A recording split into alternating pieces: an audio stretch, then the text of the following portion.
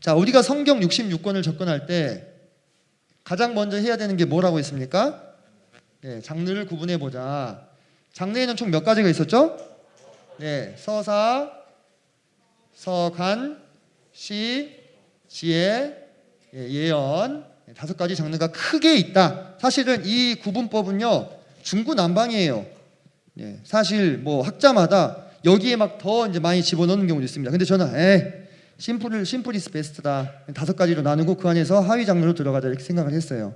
제가 정리한 걸 알려드리는 것이기 때문에 이게 정답이다라는 얘기가 아닙니다. 여러분이 이게 나도 심플 이스 베스트면 하시고 난 디테일이 더 중요하다 하면 더 구분하셔도 돼요. 자, 그런데 우리가 이 안에서 각각의 장르마다 뭐가 다르다? 조금씩 관점이 조금씩 다르다. 관점이. 근데 우리가 서사하고 예언만 볼 수 있어도 전체 성경의 몇 퍼센트? 장 기준으로는 70%, 절 기준으로는 75%까지가 커버가 가능하다라고 말씀을 드렸습니다. 대신에 큰 흐름이 서사인 성경 안에도 시나 예언이나 이런 게 섞여 있을 수 있다고 했어요. 여러분들이 가끔 보시면 이런 걸 만날 거예요. 성경 안에서, 서사 문학 안에서. 예를 들면 기도문, 한나의 기도 어디 나와요? 사무엘에서 나오잖아요. 그죠? 사무엘에서 뭡니까? 서사죠. 근데 한나의 기도 장르가 뭐예요? 시로 보시면 돼요. 기도문은 곧 시이자 노래이자 찬송입니다. 자, 우리가 출애굽기 같은 데서 보면은 누굽니까? 미리암이 노래하잖아요. 그죠? 홍해에 애굽 군사들 다 빠져서 죽은 다음에 미리암이 노래하죠? 그거 뭐예요? 서사입니까? 시잖아요. 그죠? 노래이자 찬송이자 기도이자 시. 이거는 요거 보는 방식으로 들어가면 돼요. 기승전결이 있어요. 그런 걸 따지시면 되는데, 그렇게 속속들이 섞여 있는 것들이 있긴 하지만 지배적인 장르가 서사냐 예언이냐 이걸 따졌을 때 70, 75%라 이거예요. 제가 아까 말씀드렸죠. 이거 한번 신뢰를 찾아드렸었고. 자, 그래서 우리가 예언으로 들어가 봤을 때, 우리가 지금 예언서 하고 있으니까 예언서를 바라보는 기본 관점부터 체크합시다. 관점이 뭐였죠? 선포와 예언을 구분하라. 여기서 선포는 앞에서 말한 건 다 말하는 게 아니고 지금 현재 상태를 말하는 거. 예언은 앞으로 될 일. 그 다음에 이미 이루어진 일과 아직 안 된 거, 나를 기준으로 구분하라. 그 다음에 상징과 비유를 구분하라 했어요. 그 다음에 마지막으로 시대 배경을 고려하라. 이 시대 배경을 고려하는 이유는 요거를 보기 위해서예요. 요거하고 요거, 그죠? 그리고 요거는 여기서 이렇게 나오는 거고, 그죠? 여기서 이렇게 나오는 거고. 이해되시죠? 자, 그래서 우리가 지금까지 서사 문학을 접근했을 때는 사용했던 틀, 패턴, 구조, 양식, 형식 다 똑같은 말이에요. 크게 2가지가 있었어요. 그죠? 인물, 사건, 배경 또는 육하원칙. 이 2가지도 서로 어떻게 돼요? 연동이 됩니다. 그죠? 제가 표 만들어드린 거 기억나시죠? 2가지도 연동이 돼요. 요거는 이렇게 생각하시면 돼요. 조금 더 크게 볼 때 인물, 사건, 배경은 사실 읽기 전에 하는 활동이거든요. 근데 제가 문단에도 적용시켜 봤어요. 요거는 조금 더 나무를 볼 때 쓰는 거. 문단으로 들어가서. 문단 기준은 뭐였어요? 문단 기준은 성경에 보시면 조금 괜찮은 성경은 웬만하면 다 문단별로 소제목이 붙어 있어요. 소제목 따라서 뚝뚝 나누시면 돼요. 고민하지 마시고 그게 하나의 문단입니다. 그죠? 이렇게 생각하시면 됩니다.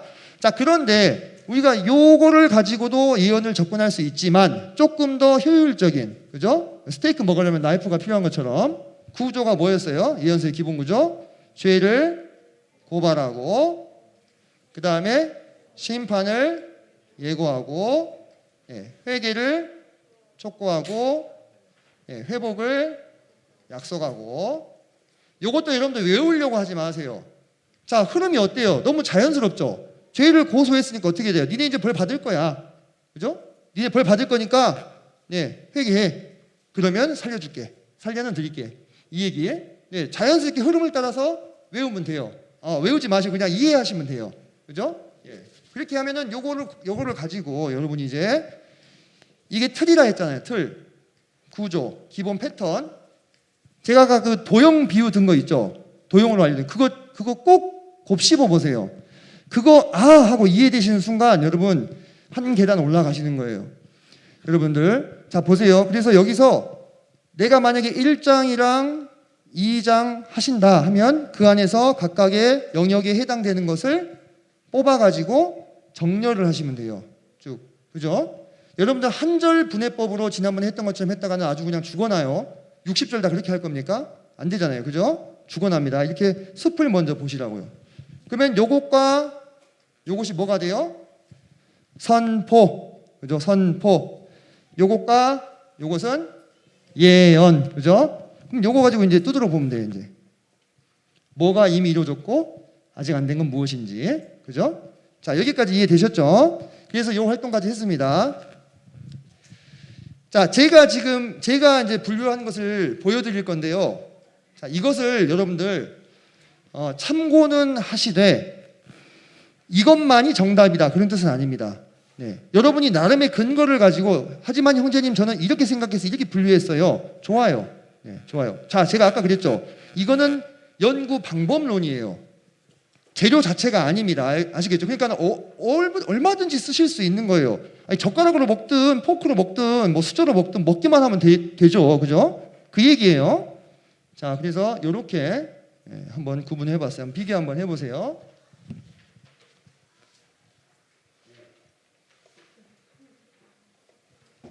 오 나왔다. 오. 오. 이거 아까 뚜껑 혹시 감사합니다. 자, 이거를 여러분이 이제 이렇게 구분을 하실 수 있어야 된다는 겁니다. 이걸 구분을 하면 이제 7분 응선은 넘은 거죠. 그죠? 자, 그러면 여기서 죄를 고발하는 것과 회개를 촉구하는 거는 선포니까. 그죠? 선포로 보면 되고 심판을 예고하고 회복을 약속하는 것은 예언으로 보시면 되는 거예요. 자, 이제 조금 이따 하나씩 뜯어볼 거예요. 자, 그러면 여러분, 자, 한번 다 확인되셨는지요? 이게 정답이 아니면 이거, 선생님이 한다. 형제님, 저는 생각이 달라요. 충분히 가능합니다. 충분히 가능해요. 자, 여기서 중요한 건 뭐냐면요, 여러분들, 중요한 거는 우리가 구조화를 하고 있다는 거예요. 이게 중요한 거예요, 여러분. 그냥 모래알 같이 흩어져서 종이 위에 적혀 있는 줄로 알았던 이 글자들을 어떻게 하고 있어요? 구조화하고 있어요. 이건 인간의 본능입니다. 그리고 이렇게 됐을 때 좀 더 유의미한 관찰을 가져올 수 있는 거예요.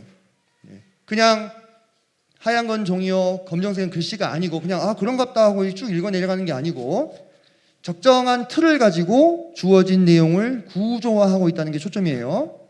자, 그러면 여러분 여기서 잠깐 한번 생각해 보셔야 될 게 더 뜯어보는 건 뒤에서 할 거고 자, 이거예요, 여러분들. 이사야서에 보면은 전에 읽어보셔서도 알겠지만 북이스라엘과 남유다 주변에 있는 여러 나라들의 흥망성쇠에 대한 예언이 가득 차 있습니다. 실제로 여러분들이 분류를 쭉 해보시면은 두 번째 심판의 예고 부분이 분량이 제일 많아요. 실제로. 그 다음 어디가 많을까요? 회복을 약속하는 데가 많습니다. 그 다음 죄를 고발하는 부분이고 회개를 촉구하는 부분은 상대적으로 분량이 적습니다. 나중에 이제 여러분들이 경험적으로 느껴보시고요. 주구장창 심판하겠다는 얘기를 계속 하세요. 그럼 여러분들 이런 의문이 좀 드셔야 돼요. 열국의 흥망성쇠에 관한 말씀이 내 삶과 무슨 상관이 있을까? 그러지 않아요? 나는 뭐 성경 교사도 아니고 나 예언 성취에 대해서 별로 관심도 없고 그거는 뭐 더 앞선 형제님들이 하셔서 알아서 이제 가르쳐 주시면 가르쳐 주신 대로 내가 들을 것이고 그렇게 생각하실 수 있잖아요. 근데 여러분 그렇게 되면은 사실 그런 입장이면 성경 전체의 3분의 1이 예언인데 그죠? 그리고 직간접적으로 50%가 관련이 돼 있는데 성경 절반을 포기하는 거예요. 맨날 이런 말씀 뭐 두려워 말라 내가 너의 뭐 하나님이 됨이라 내가 너를 내 오른손바닥에 새겼다 이런 위로하는 말씀만 주구장창 들고 가게 되는 겁니다. 근데 그러면요 하나님을 반쪽밖에 모르게 되는 거예요. 자, 잘 보세요 여러분들. 우리가 성경을 통으로 공부하는 목적은 균형 잡힌 시각을 갖기 위해서예요. 밸런스라고 하는 것은 그냥 길러지는 게 아니고 왼쪽도 가보고 오른쪽도 가봐야 중간이 어딘지를 아는 거예요. 그죠? 오른쪽만 가고 거기가 균형이다고 얘기할 수 있어요? 없잖아요. 그죠? 왼쪽도 가보고 오른쪽도 가봐야 중간이 어딘지 알아요. 사랑과 은혜의 하나님만 알면은 심판과 공의의 하나님을 모르게 되는 거예요. 여러분이 예언서를 통해서 심판과 공의의 하나님에 대한 것을 알아야 그때 균형이 잡혀요. 반드시 그래야 돼요, 여러분. 그렇지 않으면요, 여러분들 인생 가운데 허락된 일들이요, 해석이 안 되는 게 너무 많아요. 그거 어떻게 감당할 거예요?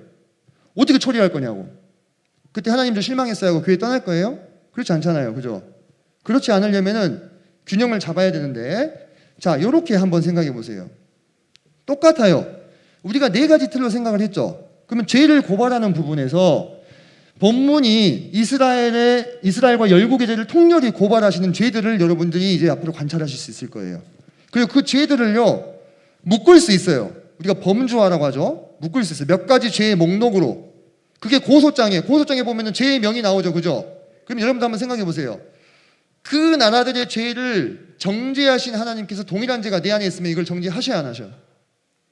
예? 안 하셔? 너무 나이브한 거예요, 그러면은. 예? 하나님을 너무 모르는 거예요. 수천 년 전의 하나님과 지금의 하나님이 다릅니까? 똑같죠? 예. 영원토록 불변하신 하나님이 우리 안에 만약에 그 열방의 모습과 닮은 모습이 우리 안에 있다면 그 죄도 마찬가지로 정죄받는 겁니다. 그걸 알아야 돼요, 우리가. 그죠? 자, 그래서 심판을 예고하는 부분을 보면서 우리는 어떻게 적용할 수 있느냐? 우리 또한 경각심을 가져야 되는 겁니다. 우리 또한. 아니, 사랑의 하나님이고 은혜의 하나님이니까 다 용서해 주시지. 틀 말은 아니에요. 이미 예수 그리스도 안에서 우리를 다 용서하셨습니다. 근데 성경 말씀에 다른 말씀도 있잖아요. 그죠? 하나님이 원가지들도 아끼지 아니하셨은즉 너도 아끼지 아니하실 것이다 했어요. 그죠? 그리고 징계가 없으면 사생자다 했어요. 그러면 하나님이 분명 성경에 성도들도 징계를 받는다고 얘기 나와 있어요. 그죠? 그러면은 여러분, 이런 말도 나왔어요. 보라, 의인이 징계를 받겠거든 악인들이 받을 징계는 어떠하겠느냐, 이런 얘기도 나와요. 그러니까 의인이 징계를 받는 거예요. 그러니까 우리가 그것에 대해서 어때요? 우리 마음 가운데 경각심을 가질 수 있어요. 이런 게 균형을 잡는 거예요. 내 사랑의 하나님과 은혜의 하나님이라며 내가 뭔 짓을 해도 다 받아주신다면만 있으면은 이 하나님을 몰라요. 부정하게 되고 별로 관심을 안 갖게 되죠. 그러면 나는 이쪽이 치우쳐가지고 내 치우친 시각으로 하나님을 바라보면서 그게 하나님의 전부의 모습이라고 생각하는데 막상 내 인생에는 그렇지 않은 모습들이 허락이 되거든요. 이걸 어떻게 해석해야 되지? 이 적용이 여기 형이사각적인 거예요? 아니, 우리 현실이랑 맞닿아 있는 거예요. 자, 그러면서 회개를 촉구하죠. 돌아오라. 자, 그러면 우리도 마찬가지 이 시대에 어떻게 적용할 수 있어요? 예. 만약 우리가 우리 죄를 잡아가면 저는 미쁘시고 의로우사 우리 죄를 사하신다고 했잖아요. 그죠? 그 말씀 그대로 만약에 그 열국들의 안에 있는 죄가 동일하게 내 삶 가운데 이렇게 아주 또아리를 틀고 있다면 이 예언서를 통해서 발견하고 돌이킬 수 있는 겁니다. 그죠? 예. 회복할 수 있는 거고, 잡아갈 수 있는 거고, 그렇게 될 때에 우리가 회복을 약속해 주시는 그 하나님을 바라볼 수 있게 되는 겁니다. 자, 지금 여기 제가 하나님의 내재성과 초월성이라는 이야기를 좀 적어놨는데요. 사실 이 주제는 엄청 이것만 가지고도 할 얘기가 엄청 많아서 짧게만 제가 말씀을 드리면 간단하게, 지금 우리가 본문도 해야 되니까. 자, 하나님의 내재성은 뭐예요? 오늘도 배우셨죠? 성령님이 내 안에 내주하시는 거, 그죠? 우주를 만드셨다고요. 우주가 얼마나 커요? 그 우주를 만드신 크신 하나님이 내 안에 들어와 있는다는 게 믿어져요? 솔직해서 좋네. 예. 근데 그분이 내 안에 거하신다 했잖아요. 그죠? 내 안에 내주하신다 했잖아요. 그러니까 우리가 이 말씀을 의거해서 믿는 거예요. 내 느낌이나 경험을 의거해서 믿는 게 아니고. 이해되십니까? 내가 내 안에 거하시는 성령님을 느껴보지 못했을지라도 말씀이 그러하시니까 믿는 거예요. 그러면 삶 가운데 나타나요. 경험이 되어져요. 그러면 초월성은 뭐냐? 내 밖의 하나님이에요. 자, 기준은 뭡니까? 나예요. 그죠? 이 세상에 나 말고 누가 있어요? 자, 기준은 나인데, 자, 제가 이렇게 사람을 한번 그려볼게요. 제가 이렇게 사람을 그리면 우리 반 애들이 웃어요. 자, 이 나라고 하는 존재의 안에 거하시는 하나님이 내재하시는 하나님이라면, 나라는 존재 밖에 외계에 우주 말하는 거 말고 외계 나 밖에 거하시는 하나님이 뭡니까? 초월하신 하나님이에요. 21세기의 경향은 어디에 더 초점을 맞추겠어요? 네? 내재하시는 하나님이 압도적으로 맞춰져 있어요. 이거는 현대인들의 특성이랑 맞아요. 여러분, 나를 초월하시는 하나님에 대해서 사람들 별로 관심 없어요. 우주를 다스리시고 뭔가 나를 어떻게 할 수 없게끔 막 이렇게 나를 이렇게 꽉 올가맬 것 같은 두려움이 있는 것 같아. 그러니까 모든 우리가 권위가 해체되는 시대에 살고 있잖아요, 그죠? 그러니까 내 위에 어떤 나를 올가맬 것 같은 절대자가 있는 것이 좀 버거운 느낌인 것 같아. 그보다는 내 안에 거하시는 분이 훨씬 친밀하죠, 그죠? 그래서 사실 경향적으로 내재하신 하나님에 대해서 압도적으로 많이 가르쳐지고 있는 시대이긴 한데 우리는 이걸 절대로 잊어서는 안 돼요. 초월하신 하나님 맞죠? 그죠? 그러면 이분을 어디서 만날 수 있어요? 예언서에서 만날 수 있어요. 예언서에서. 여러분이 열국을 장기말처럼 이렇게 움직이는 하나님을 예언서에서 만날 수 있어요. 이사야서에서 만날 수 있어요. 이사야서 심지어 뭐라고 나오냐면 열국을 통에 한 방울의 물처럼 저울 위에 닿아있는 먼지 한 조각처럼 여기신다고 나와요. 여러분 열국이라고 하면은 그때 당시에는 뭐 아수르죠? 바벨론? 오늘날 치면 뭐예요? 미국? 러시아. 어때요 여러분? 대항할 수 있겠어요? 우리나라가? 있어요 없어요? 안 되잖아요. 지금 우크라이나 어떻게 되는지 지금 여러분 뉴스 보셨죠?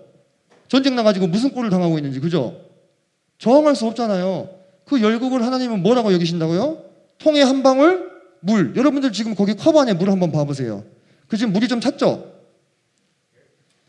여기 맺혀 있는 이슬 요거 한 방울 하나님은 그렇게 여기신대. 미국과 러시아를 헤아려지시냐고.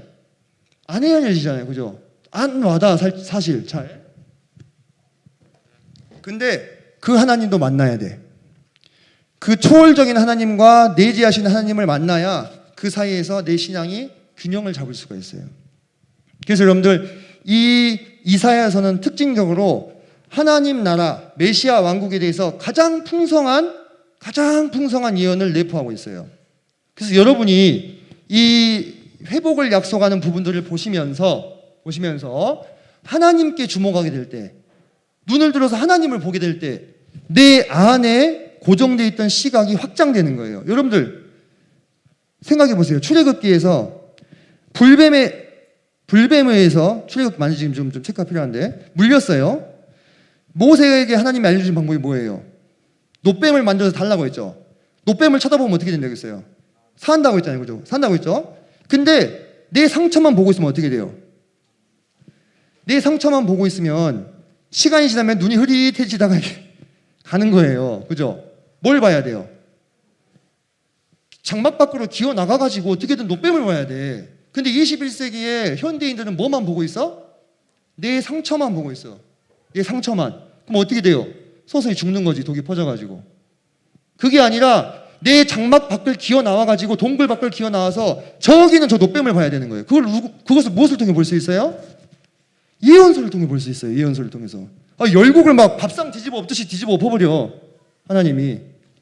막 바벨론이고 아수르고 아무것도 아니요. 오늘날로 대입해보라 이거예요. 미국이나 러시아도 아무것도 아닌 것처럼 여기시는 그 하나님을 만나게 될 때 이렇게 되는 거예요. 우리는 인간은요 본능적으로 자기보다 초월적인 존재를 만나야 돼요. 그때 무엇이 싹틉니까? 숭배심이 싹트는 거예요. 숭배심, 경외심이. 여러분 BTS를 왜 숭배하는지 알아요? 팬들이 자기보다 크다고 여기니까, 자기를 초월하다고 여기니까 BTS를 신으로 숭배하는 거예요. 그런 거예요. 여러분들 아이돌을 좋아하는 사람들 심리는 다 똑같아요. 그것이 무엇이냐만 다를 뿐 우리 마음 안에는 숭배심이라는 기본적인 본능이 있어요. 그래서 나를 숭배하든지 나보다 큰 무엇을 숭배하게 돼 있어요. 그게 영의 본능이에요. 영의 본능. 숭배하고자 하는 본능, 갈망. 여러분이 나를 초월하는 하나님을 예언서에서 만날 때 그분에 대한 숭배심이 일 거예요. 그게 예배예요. 그게. 여러분 예배 시간에 와가지고 우리가 누가 감동적인 예배를 드리면 눈물 찔끔 나고 마음이 뜨겁고 이게 예배인가요? 이것도 맞죠, 그죠? 하지만 이것은 예배라기보다는 내가 감동을 받은 건데 진짜 예배는 아주 드라이하더라도 그분의 영광과 그분의 어떤 크심에 압도되는 거, 경외심이 내 마음에서 자연스럽게 일어나는 거, 하나님은 그걸 받고 싶어 하시는 거예요. 우리는 예배 시간도 얼마나 내재적인지. 오늘 예배가 너무 은혜롭다고, 오늘 예배가 너무 감동적이었다고. 아니, 그게 잘못된 것은 아니야. 잘못된 건 아닌데 우리 시각이 많이 편향돼 있어. 한쪽으로. 어떻게 해야 돼? 반대편을 만나가지고 균형을 잡아야 돼. 무엇을 통해서? 예언서를 통해서. 이해되십니까? 우리가 왜 예언서를 공부해야 되는지, 예언서가 내 삶에 무슨 의미가 있는지, 그죠? 열국이 흥망성쇠를 거듭하는 게 지금 당장 내일 모레 시험 봐야 되는 나하고 무슨 상관이냐 이거예요. 나는 지금 문제를 하나 더 풀어야 되는데, 그죠? 그렇게 접근해서는 답이 안 나와요. 어떻게 적용을 하실 것인지 생각해보자 이거예요. 초월적인 하나님을 만나시기 바랍니다. 안 그러면 평생 자기 뱀 물린 자국만 쳐다보고 있다가 죽습니다.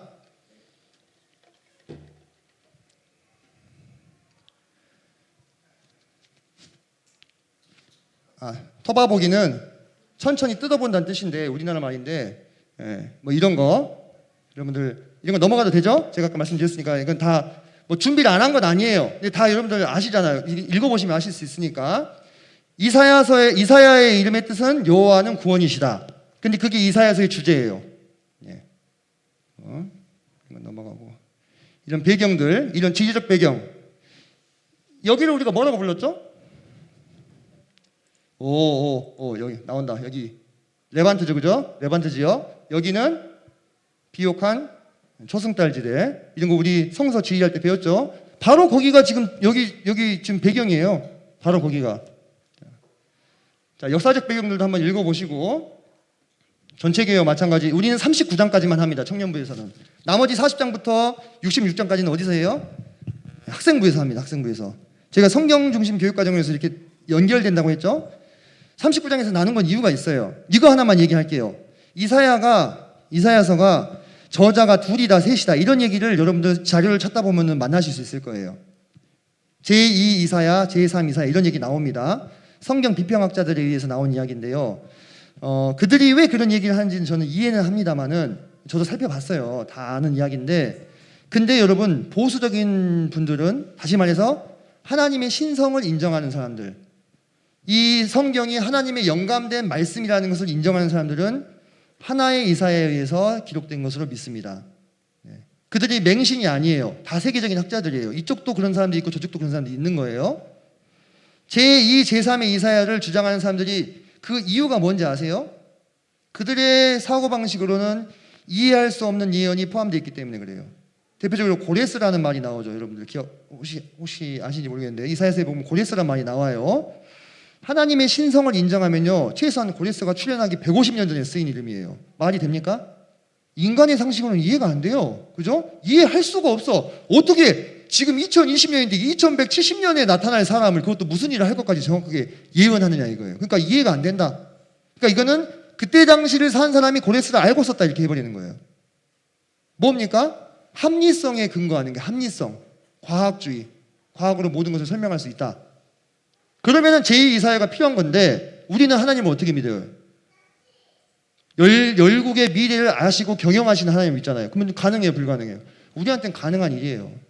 그러니까 그런 부분은 여러분들 크게 고려하지 않으셔도 되고, 더 자세하게 논의를 하고 싶으시면 저를 찾아오세요. 제가 성경 본문에 의한 근거에도 이사야서의 단일 저자가 이 지지가 됩니다. 제가 써놓은 거 읽어보시고 넘어가겠습니다. 자, 첫 번째, 여러분이 써놓은 거 한번 봐보세요. 자, 첫 번째 보시면, 자, 성경은 1장을 펴시고, 자, 1장에서 제가 빠르게 지나갈게요. 자, 다시 1, 2, 3, 4장에서 죄를 고발하는 부분만 따로 추출을 했죠. 그죠? 그럼 요것만 가지고 한번 생각해 보는 거예요. 자, 내용 부분은 지금 본문 거의 그대로 써놨어요. 어려운 거 없죠? 본문 거의 그대로 써놨어요. 어려운 거 없습니다. 자, 주인을 알아보지 못하는 거, 음란, 부정직, 뇌물, 수수, 고아와 과부를 학대하는 거, 점술, 우상 숭배, 불순종, 이런 것을 여러분 어떻게 하는 거냐면, 여러분이 이렇게 본문에 있는 걸 관찰을 했죠. 관찰을 했으면 그거를 이렇게 범주화를 해보세요. 범주화라는 것은 뭐냐면 비슷한 것끼리 묶어보라고요. 이렇게 범주화. 자, 보면은, 자, 하나님을 모른다는 거, 요런 거, 그죠? 이런 거, 요런 거 이렇게 묶을 수 있잖아요. 그죠? 부정직과 속임수, 요런 거, 그죠? 이방 풍속 따르는 거, 점술, 이방인과 언약하는 거, 그죠? 우상숭배, 이렇게 몇 가지로 범죄화를 할 수 있잖아요. 그죠? 여러분들 지금 어떻게 하는지 알려드리는 거예요. 그렇게 해서 이렇게 어떤 죄가 지금 고발이 되고 있느냐를 따져보는 거예요. 어떤 죄가 지금 고발이 되고 있느냐. 보니까 하나님을 알지 못하고 부정직하게 행하고 사회 약자들을 압제하고 우상 숭배를 하는 거. 그런 죄로 지금 유다가 이스라엘이 지금 고소를 당하고 있어. 그럼 나한테 적용할 때는 어떻게 합니까? 내 안에도 혹시 이런 모습이 있느냐? 그죠? 자, 하나님을 모르는 것은 아닌 것 같고, 근데 이것도요, 따져봐야 돼. 이 이스라엘 사람들이 하나님 몰랐겠어요? 아니, 왜 몰라? 하나님 다 성경 다 읽고, 다 가르쳐 주고 다 했지. 그 마음이 없었다는 거지. 지식으로 모르는 게 아니고. 지식으로, 우리도 그렇게 체크해 볼 수 있는 거예요. 우리가 지식으로는 지금 성경을 많이 알고 있는데, 그게 내 마음 안에서 녹아나고 있는지, 내 삶으로 나오는지. 모르면 나도 여기에 저촉되는 거예요. 이방 풍속, 뭐 점술 이런 거, 뭐 타로 좀 보시는 분 없죠? 예, 그런 거, 그죠? 또 오늘의 운세 이런 거 괜히 한 번씩 보고 뭐 이런 분들은 없을 거예요. 오늘날도 적용할 수 있어요. 이렇게 얼마든지, 그죠?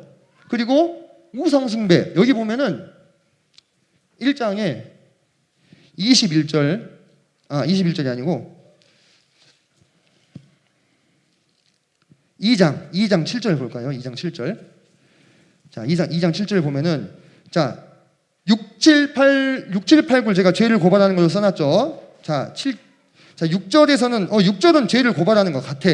7절은 왜 그렇지? 은금이 가득하고 보화가 무한하며 마필이 가득하다. 무슨 얘기예요? 이스라엘이 하나님을 의지하지 않고 은금과 군사력을 의지하고 있다, 이 얘기예요. 재물과 군사력을 의지하고 있다. 그리고 지금 죄를 고발하고 있는 거잖아요. 그죠? 그리고 8절은 우상이 가득한다. 이거는 죄 같아. 맞아. 그죠? 그러면서 9절에 천한 자나 귀한 자나 남녀노소 뭐 빈부귀천할 것 없이 다 우상에게서 절하는 거예요. 이사야가 어떻게 하고 있어요? 용서하지 말라고 고소하고 있잖아요. 그죠? 저들을 처벌하라고 고소하고 있어. 이사야가 검사가 되어 있어요. 그죠? 여기 죄 고발하는 부분이잖아요. 그게 혹시 내 안에도 있나? 내 안에 우상 숭배라고 하면 뭐가 될 수 있겠어요? 내 우선순위를 체크해 보는 거예요. 내가 입술로는 하나님이 우선순위다, 찬송도 내가 하나님이 우선순위다 얘기하면서 내 마음속에 정말 우선순위가 정립이 되어 있나? 이렇게 적용을 들어가는 겁니다. 그러면은 예언서가 나랑 상관없는 책이에요? 상관이 아주 많아요. 아주 많죠. 그죠? 얼마나 많은데요, 여러분들. 자, 그렇게 범죄화를 하는 것까지 지금 제가 알려줬어요. 지금 순서 지금 기억하시죠? 자, 첫 번째, 틀을 따라서 추출을 해라. 두 번째, 내용을 적어보고 범죄화해서 묶어보라. 묶은 내용을 적용까지 한번 해보라. 적용은 마지막에 해도 돼요. 4개 다 한 다음에. 자, 순서 나오잖아요, 지금. 그죠? 어떻게 준비해야 될지 나오죠? 그죠? 예. 자, 그러면 두 번째. 자, 여기서 이제 이거 꿀팁입니다. 자, 여러분들 저기 위에 보면 화 있을진저라는 표현이죠. 화 있을진저. 자, 요런 게요, 여러분들 패턴이라는 거예요. 화 있을진저라는 말이 본문에 나오잖아요. 그러면 이거는 죄를 고발하거나 심판을 예고하는 것이랑 거의 둘 중에 하나예요. 근데 죄를 고발하는 경우가 더 많아요. 여러분도 앞으로 이제 한번 분석해 보세요. 화 있을진저란 말은 무슨 뜻이에요? 화가 있어라, 저주를 받아라, 이 얘기잖아요. 그죠? 저주를 받아라, 이 얘기잖아요. 그러면은 심판을 예고하는 것 같잖아요. 그죠? 근데 왜 이게 죄를 고발하는 거와 연결이 되냐면, 죄를 쭉 얘기하고 마지막에 화 있을진저 이렇게 나온단 말이에요. 예, 못하는 사람은 화가 있을진저 이렇게 한단 말이에요. 그럼 죄를 지금 앞에서 잔뜩 얘기했잖아요. 그죠? 예, 그러면 문맥상 죄를 고발하는 파트 안에 들어갈 가능성이 아주 높아요. 예. 자, 보세요.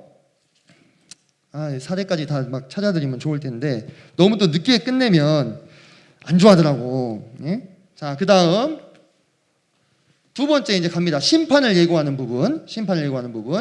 자, 이 부분은 다 1장을 한번 볼까요? 1장 7절로 9절 보면 7절에 너희의 땅은 황폐하였고 너희의 성읍들은 불에 탔고 너희의 토지는 너희 목전에서 이방인에게 삼켜졌으며 이방인에게 파괴된 같이 황폐하였고. 자, 지금 이거 심판의 예고예요? 심판의 결과예요? 결과처럼 보이죠? 그죠? 그러니까 여러분들 결과처럼 보이는 것도 두 번째 패턴으로 분류하라 이거예요. 자, 여기서 조금 더 들어가 봅시다. 들을 끼 있는 자들은 들어보세요. 조금 더 들어가 보면 왜 이게 심판의 예고도 되냐면 히브리어는 미래 시제가 없어요. 이해하세요? 히브리어는 미래 시제가 없습니다. 우리가 영어 공부할 때 뭐 미래 완료, 뭐 미래 뭐 막 배웠죠? 그런 미래 시제가 없어요. 완료 또는 미완료밖에 없어요. 그래서 과거 완료형으로 써져 있는 것도 미래로 이 해석을 할 수도 있어. 심지어 이 부분을 어떻게 해석하냐면 앞으로 일어날 일을 미리 썼는데 과거형으로 써서 확정적으로, 완료형으로 써서 확정적으로 표현했다고 보는 주석가도 있어요. 무슨 얘기냐? 심판의 결과처럼 보이면 두 번째 패턴으로 보라 이거예요. 이해되세요? 예. 지금 여기서 심판이 이루어졌다라고 얘기하고 있잖아요. 그죠? 이거는 두 번째 패턴으로 이해하라고. 죄를 고발하는 건 아니잖아요, 지금. 죄의 결과지, 이게. 그죠? 그러면 여러분들 여기서 더 들어가 보면, 자, 여기는 지금 선포예요, 예언이에요. 예언이죠. 두 번째 패턴이니까 예언이죠. 그러면은 이게 이루어졌다는 거예요, 안 이루어졌다는 거예요? 자, 이것을 우리가 지금 이루어진 것으로 보면 그 근거가 어디 나와야 돼요? 역사에 나와야죠. 그죠? 말씀이나 역사에. 지금 여기서는 지금 결과를 우리가 보고 있잖아요. 지금. 그죠? 이거를 예고로 볼 수도 있어요. 하지만 저는 결과로 봤습니다. 이건 이제 선택을 하는 거예요. 선택을. 해석자가. 그러면 결과로 봤다면 이 결과가 어떻게 이루어졌는지를 우리가 어디서 찾아야 돼요? 역사 속에서. 그죠? 잘 보세요. 자, 그러면은 지금 이미 이스라엘 땅이 황폐했고 성읍들이 불에 탔고 토지가 삼켜졌고 이런 역사적 사실이 있어야 될 거 아니에요. 그러면 이 이사야는 언제 활동했던 사람이냐면 1절에 보니까 우시야, 요담, 아하스, 히스기야. 그러면 성서 개관을 공부하신 분들은 이 중에 악한 왕이 누구예요? 아하스. 그럼 아하스 때 뭔 일이 있지 않았을까? 이 정도까지 가자면 내가 너무 좋은데 안 가도 돼요. 이 정도까지 내가 미리 보면서 체크해서 들어가면은 너무 베스트인데 그러지 않더라도 이 사람들, 이 왕들의 시대를 한번 토봐보는 거예요. 또 이 전 왕들의 시대도 살펴보는 거고 이 전 왕 중에서도 악한 왕들이 있었잖아요. 그죠? 그러면 거기에서 어느 지점에 딱 걸려요. 이런 일들이 있었네? 그것일 가능성이 높은 거예요. 실제로. 그런데 이 부분을 심판을 예고한 것으로 보면 제가 아까 했죠. 완료형이지만 미래를 나타낼 수도 있다고. 그게 어렵다고 히브리어가. 그러면 이제 미래에 있을 일이 뭐가 있어요? 남유다에게 일어날 일. 바벨론에게 멸망하는 일이 있잖아요. 그죠? 그리고 여기 보면 히스기야 왕 나오죠. 히스기야 때 아수르가 쳐들어와요, 안 쳐들어와요? 쳐들어오잖아요. 그죠? 18모쯤에 콱 때려 죽이죠. 하나님이. 마지막에 보면 나오잖아요. 서사 문학으로. 그렇게 접근을 하셔도 됩니다. 자, 더 안 들어가고 좀 봅시다. 그래서 여기 보면은 자, 심판을 예고할 때만 따로 추출해가지고 그 내용을 쑥쭉 적어봤어요. 그죠? 어떤 것들이 나오는지. 자, 그때에 여러분들 이것도 범조할 수 있겠죠? 그죠? 이렇게.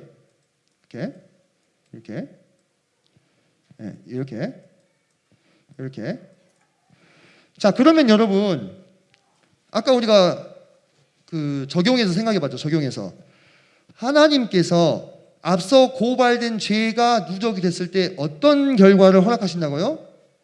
이런 결과를 허락하신다고요. 이런 결과를. 도시가 파괴되거나 생계의 수단을 잃어버리거나 또는 폐역한 자들이 죽임을 당하거나 또 여인들이 수치를 당하는 것. 이런 일들이 일어나게 되는 거예요.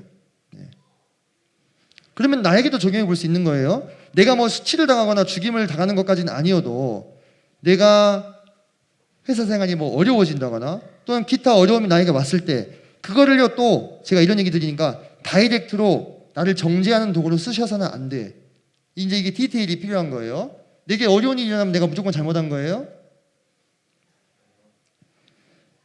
이것도 한 2시간 해야 돼. 자, 아니죠. 그죠? 하지만 충분 조건은 아니지만 필요 조건이 될 수 있는 거예요. 내 죄가. 그렇죠? 내가 이런 어려운 일을 당할 때 내가 무조건 죄를 지어서 100% 이런 일을 당했다는 아니지만 내게 죄가 있어서 이런 일이 찾아올 수도 있는 거예요. 가능성이 아주 없는 건 아니죠. 체크해 볼 수 있는 거죠. 자, 그런 식으로 접근을 하시면 되고, 자, 여기서 심판을 예고하는 경우는 이런 말이 앞에 붙어요. 보라. 이런 말이 붙어요. 보라. 하면 이제 앞으로 찾아보세요. 또는 그러므로 이런 말이 붙어요. 그러므로가 무엇에 대한 그러므로겠어요? 죄에 대한 그러므로예요. 그죠? 죄에 대한 그러므로. 근데 그러므로가 여러분 이제 100% 그렇다는 게 아니에요. 그렇게 많이 붙는다는 겁니다. 그러니까 앞으로 여러분이 본문을 구분하실 때 앞에 붙은 글자만 보고도 대충 이거는 패턴이 A다, B다, C다, D다 볼 수 있죠. 근데 무작정 그것만 보고 냅다 구분해버리면 뭐가 된다? 신천지가 되는 거예요. 문맥을 살펴야 돼요. 제가 해석의 세 가지 기본 원칙을 말씀드렸죠. 문자적, 문법적, 맥락, 세 번째 역사적. 그죠? 배경 안에서 문맥이 엄청 중요해요. 문맥 안 따지고 막 갖다 꽂아서 적용해버리는 거는 신천지식 해석 방식. 엄연히 다릅니다. 패턴이랑 엄연히 달라요. 자, 그리고 세 번째 가서 회개를 촉구하는 거. 회개를 촉구하는 거. 회개를 촉구하라는 말은요, 무엇 하라 이런 말이 많이 나와요. 자, 볼까요? 자, 10절 1장 10절 보면은 여호와의 말씀을 들을지어다. 그죠? 예. 귀를 기울일지어다. 그죠? 자, 그다음에 18절 보면은 변론하자. 이렇게 뭐뭐 하라 이런 말이 많이 나옵니다. 이런 것은 회개를 촉구하고 있구나 이렇게 보시면 됩니다. 회개를 촉구하는 부분은요 제일 조금 나와요.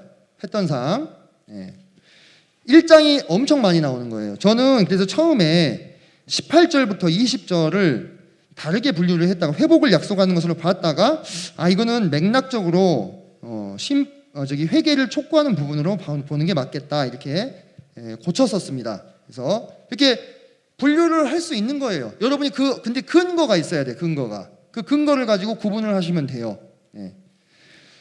자, 여기서는 볼까요? 보면은 자, 어떤 것을 회개하라는 거예요? 이제 범죄를 해보는 건 이제 설명 안 해도 되겠죠? 그 쭉 나온 목록을 비슷한 것들이 묶어보는 거예요. 하나님을 청종하고 참된 예배를 드리고 정의와 선행을 행하고 약자를 돕고 하나님만 의지하고 선한 것을 말하고.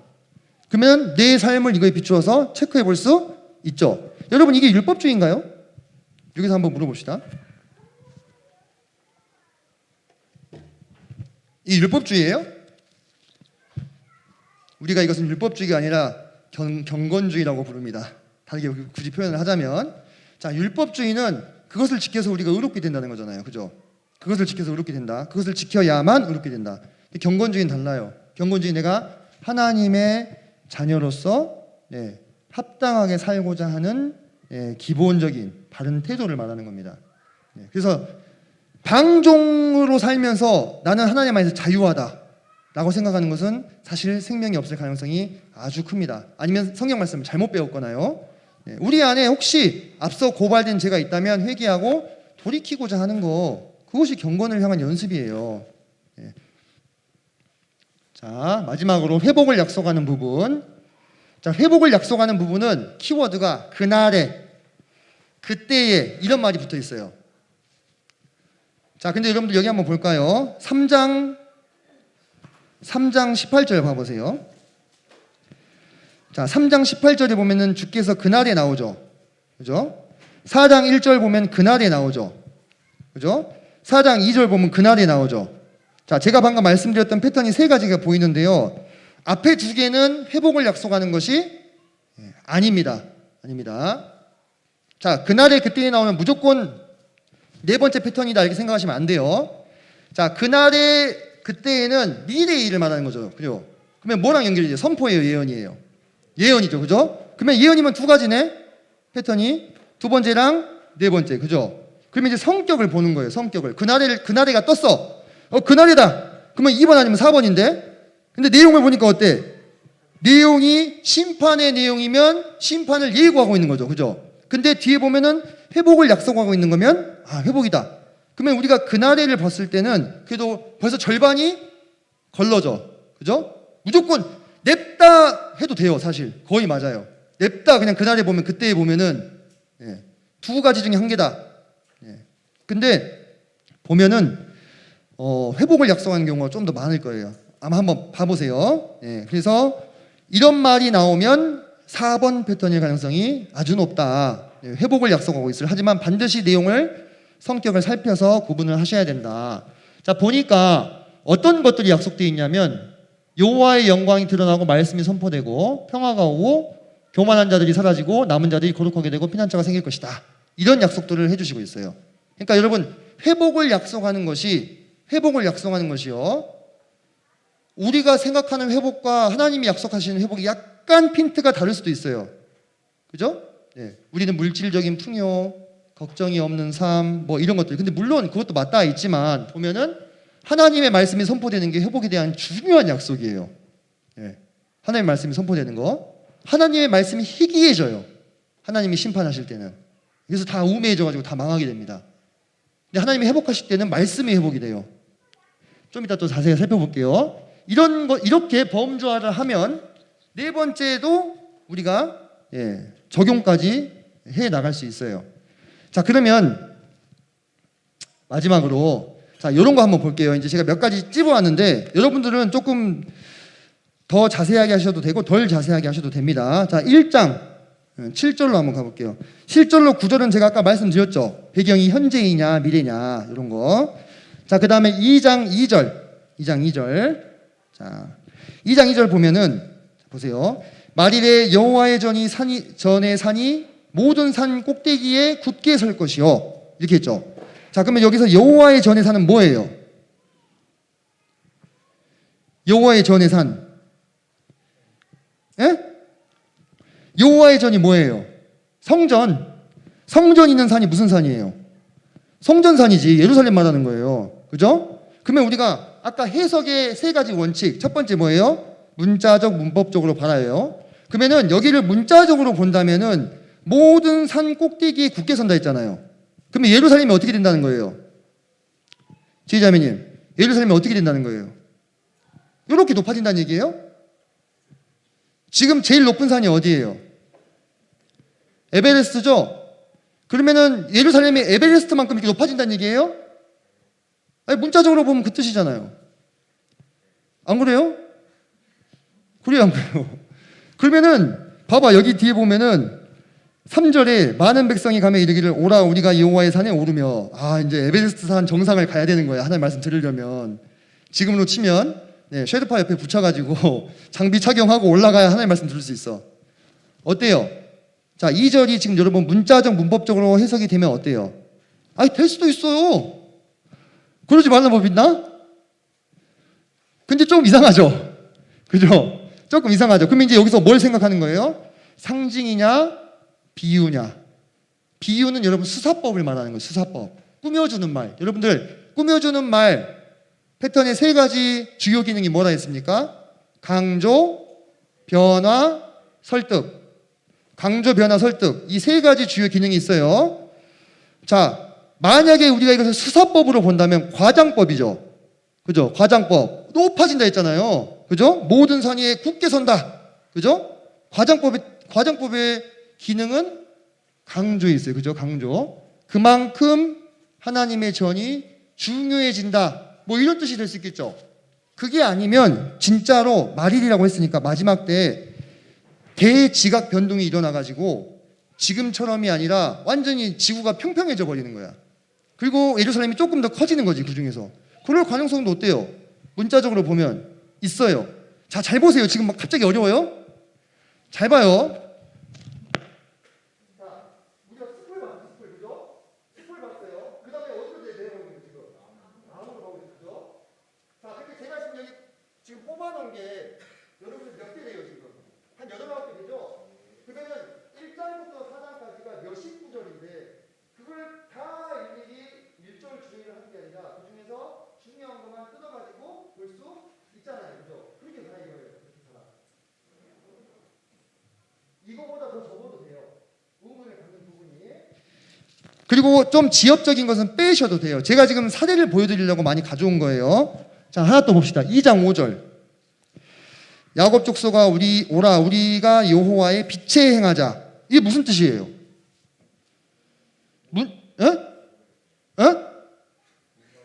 그죠? 아니 이게 정직한 반응이에요. 여호와의 빛에 행하자가 뭔 뜻이에요?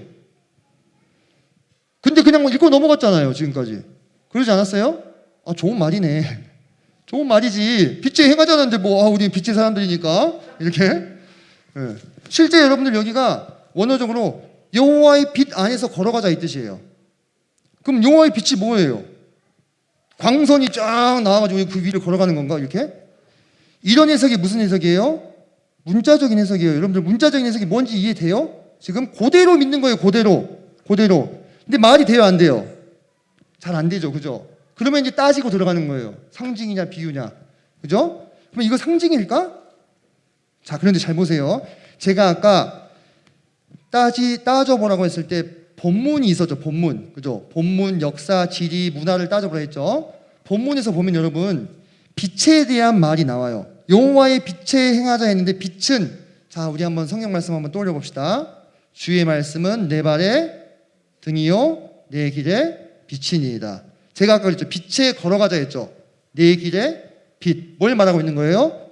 말씀이다. 그러면 여러분들 이걸 보고 냅다. 아, 여호와의 빛은 말씀이다라고 하지 말고 뭘 찾으라고요? 근거.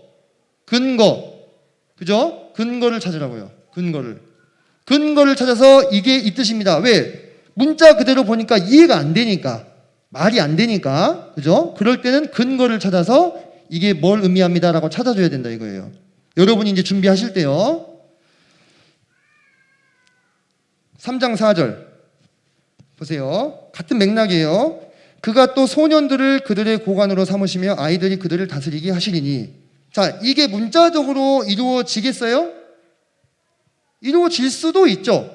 그죠? 아이나 소년을 높은 사람으로 세울 수도 있겠죠.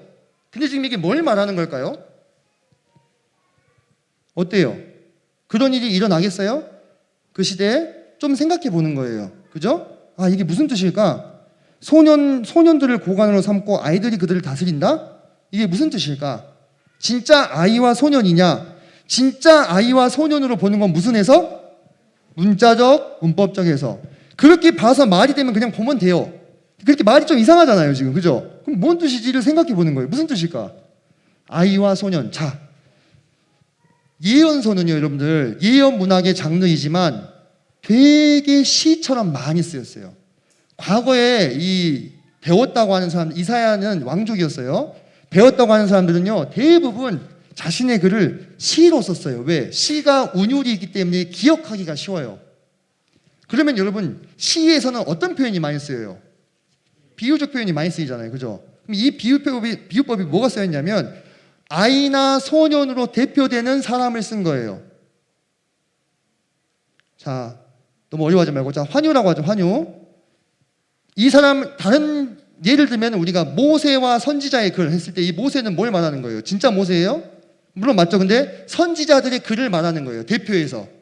그럼 여기서 아이와 소년들 특징이 뭐예요? 우매한 거죠. 이거 어리석은 사람들이 이 지도자가 된다 이 뜻이에요. 하나님이 그것을 형벌로 주신다는 거예요. 그렇게 여러분들 근거를 찾으세요. 근거를. 자, 넘어갈게요. 3장 17절 보시면, 자, 17절 뭐 떴어요 지금? 그러므로 떴죠. 그러므로. 자, 그러므로 다음에 붙는 게 뭐라고 했어요? 심판을 예고한다 했잖아요. 심판을 예고. 그죠? 그러므로. 앞에 죄가 나오고 그러므로 심판 이렇게 하겠다 이 얘기잖아요. 그죠? 그러므로. 자, 주께서 시온의 딸들의 정수리에 딱지가 생기게 하신다. 딱지가 뭐지? 딱지가 뭐예요? 개딱지? 이렇게?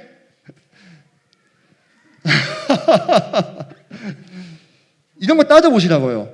아시겠어요? 자, 그러면서 밑에 봅시다. 자, 19절부터 23절까지 뭐 엄청 뭐가 많이 나오죠. 그거 하나하나 주의하실 필요 있어요, 없어요? 없어요. 그죠? 넘어가라 이거예요. 하나하나 따지시지 말고. 결국 무슨 얘기를 하고 싶은 거냐면 아름답게 보이는 사람들을 추구하고 천박하게 만들어버리시겠다 이거잖아요. 그죠?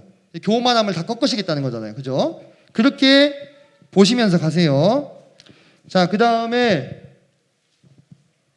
4장 2절 보면 그날에 나왔죠. 그날에.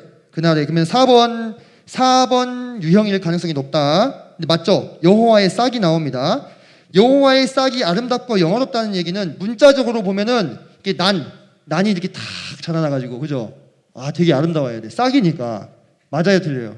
문자적으로 보면은 아니잖아요, 그죠? 그럼 이게 지금 뭔가를 비유하고 있는 표현인 거예요. 이 싹이 뭘까? 이사야서에서 계속 반복해서 나오는 표현 중에 하나예요. 싹, 가지, 순 이런 표현이 나옵니다. 찾아보세요. 이건 메시아를 이야기하는 겁니다. 메시아. 메시아를. 자, 근거 구절들이 있는데요. 여러분의 표정이 언제 끝나나 해서 빨리 넘어가겠습니다. 자, 4장 6절 보세요. 6절. 자, 6절에 보면은 초막이 있어서 낮에는 더위를 피하는 그늘을 지으며 풍우를 피하여 숨는 곳이 되리라 했어요. 자, 여러분 초막이 뭐예요? 초막이 뭐예요? 초막 이런 그 풀 같은 거 가지고 이렇게 만든 거 그거 말하는 거잖아요. 그죠? 그게 여러분들 더위를 피하고 풍우를 피하여 숨는 곳이 되겠어요? 어때요? 바람 한번 샥 날리면 확 날아가 버릴 것 같은데? 어떠세요? 그죠? 자, 그러면 이거 어떻게 봐야 되느냐? 생각하셔야 되는 거예요. 자, 이런 거 할 때 여러분이 도움을 받을 수 있는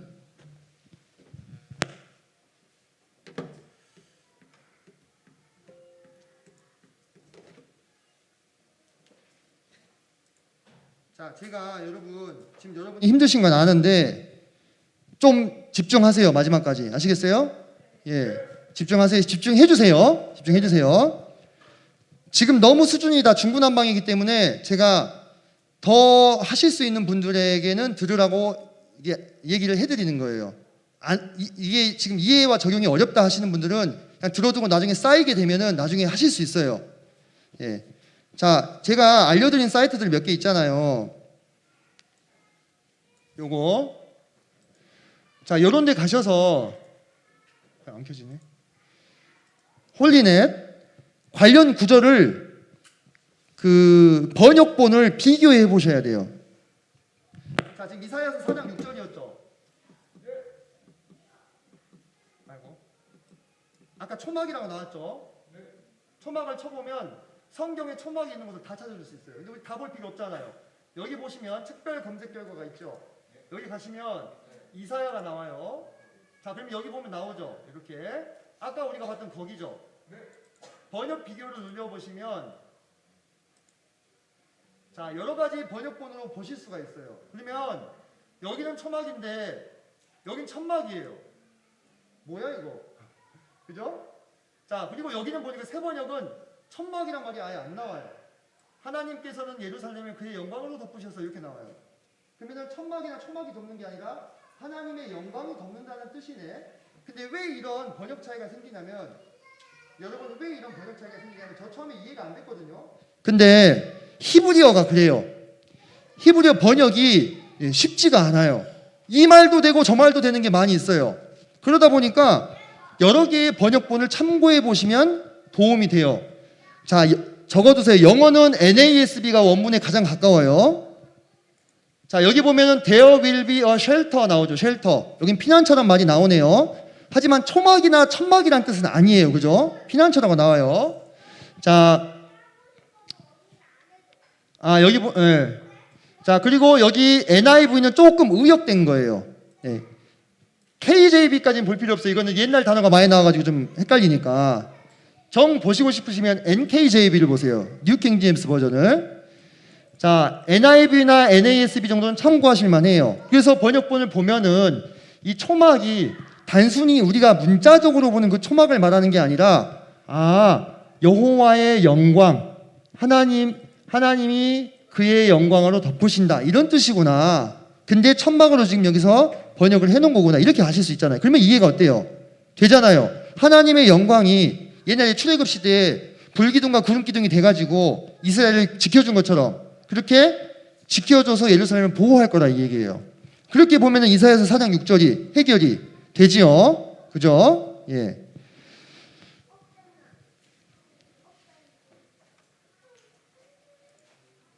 자, 이제 다 끝났어요. 저에게 1분만 시간 주십시오. 다 끝났습니다, 여러분. 자, 오늘 제가 여러분과 함께 한 건요.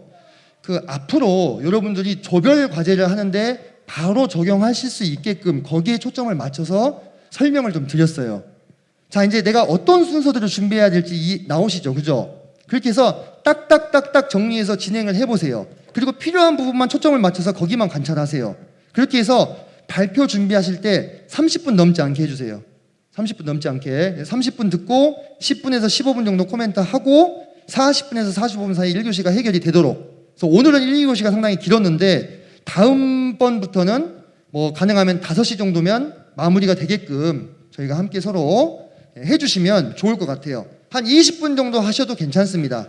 그러니까 20분에서 30분 정도 준비하셔서 뭐 10분은 너무 짧고 그렇게 준비하셔가지고 발표하시면 이제 되겠습니다. 그러면서 이 예언서에 차근차근 여러분을 한번 녹여보시기를 바랍니다. 기도하고 마무리하겠습니다. 기도합시다. 아버지 하나님, 저희를 구원하시고 이 땅에 의식주와 여가와 레포츠와 취미 활동에 우리의 인생을 다 쏟을 수도 있었는데 영원하신 하나님의 나라와 그 아들의 나라를 위해서 살아가게 하신 것을 감사를 드립니다. 어찌하든지 우리 마음 가운데 하나님의 말씀으로 인한 확신과 또 확증이 넘치게 하셔서 우리가 평생에 우리가 젊을 때 20대에 반짝 주님 섬기고 나중에 세상으로 돌아가 버리는 것이 아니라 우리 평생을 하나님과 함께 동행할 수 있는 그 내공을, 그 힘을 이 시기에 키울 수 있도록 우리 청년들을 붙들어 주시고 힘주시길 이 시간 간절히 기도합니다.